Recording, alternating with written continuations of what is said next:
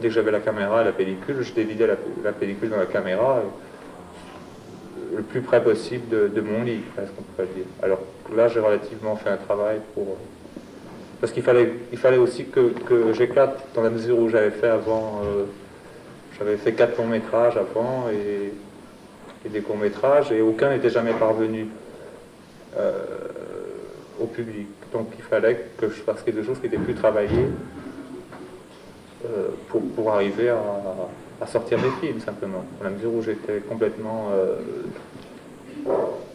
à la cinémathèque, non vu, avec des films qui se projetaient une fois par an, et dans l'ombre complètement. Alors il fallait qu'à un certain moment, il fallait que mes films sortent, juste parce que c'est logique, c'était même pas à la limite de trouver un public, c'était le fait qu'ils soient projetés, simplement qu'ils défilent dans une machine, qui ne restent pas dans des boîtes sur une étagère, parce que ça devenait simplement... c'était dangereux pour l'équilibre. D'ailleurs, en faisant le film, je suis devenu fou. C'est-à-dire,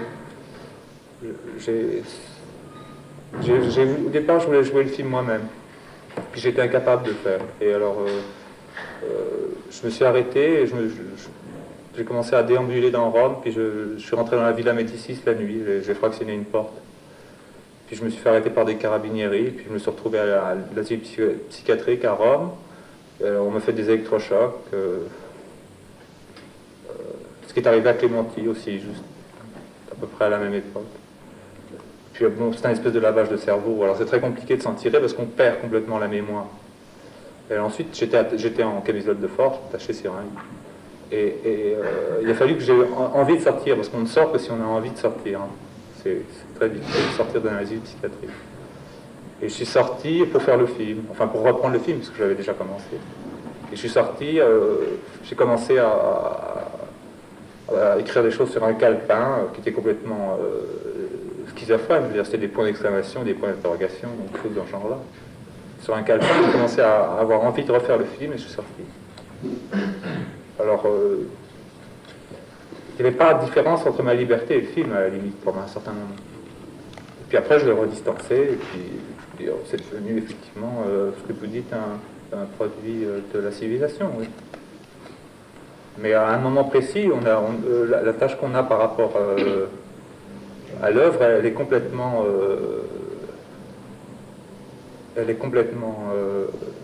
critique. Je veux dire, quand Van Gogh se coupait l'oreille parce qu'il n'arrivait pas à peindre, c'était vraiment critique. Il pensait sans doute dans sa tête que s'il se coupait l'oreille, il faisait un échange diabolique de son oreille contre un tableau qu'il saurait faire, ou quelque chose dans ce genre-là. Je veux dire, effectivement, à ce moment-là, on peut dire que la création est quelque chose qui est extrêmement dangereux. On présente toujours le cinéma, peut-être moins pour les autres arts, mais on présente toujours le cinéma comme un art de divertissement. Par conséquent, c'est fait en se divertissant, et c'est un art esthétique, facile, etc.